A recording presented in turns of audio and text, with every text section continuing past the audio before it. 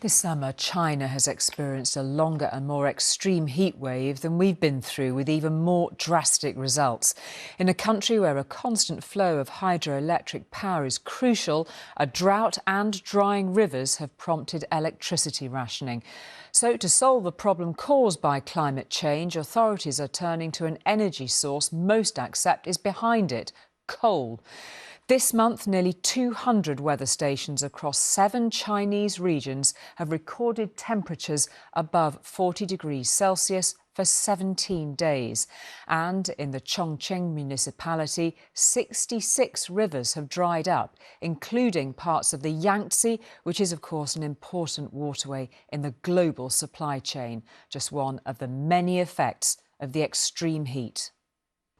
We could see smoke billowing from this hillside as we approached from the city. A fire which broke out on Sunday night had quickly spread and was still burning despite the efforts of emergency services to douse the flames. Summers here are hot, but this month the heat has been extreme and it hasn't rained, creating tinder dry conditions. The scene drew a crowd due to the intensity and rarity of wildfires in this area. This is the first time in my 50 years that I see it so hot. Extreme weather and above 40 degrees. I've never had this before. Temperatures in Chongqing have been above 40 degrees for weeks. And this year, the summer rains never arrived, leaving dozens of rivers and reservoirs to dry up.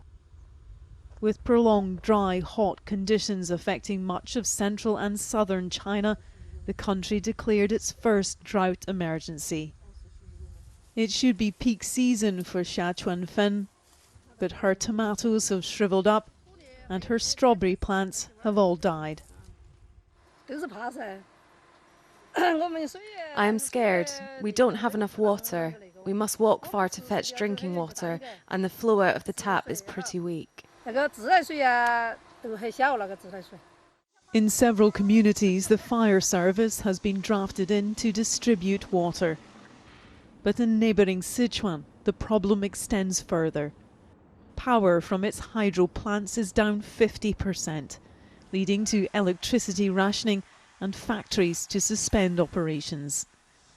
The surge in demand for air conditioning and refrigeration has put pressure on the grid. In response, the government has increased coal production. A heat wave linked to the effects of climate change is being met with plans to expand carbon capacity. China is locked in a cycle of cause and effect.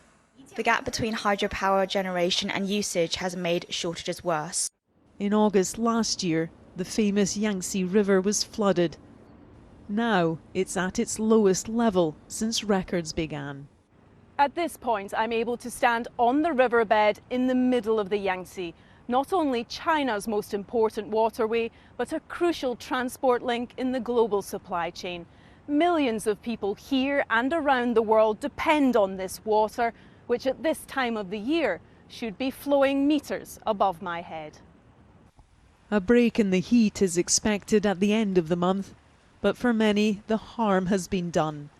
And like the planet, the damage will be difficult to repair.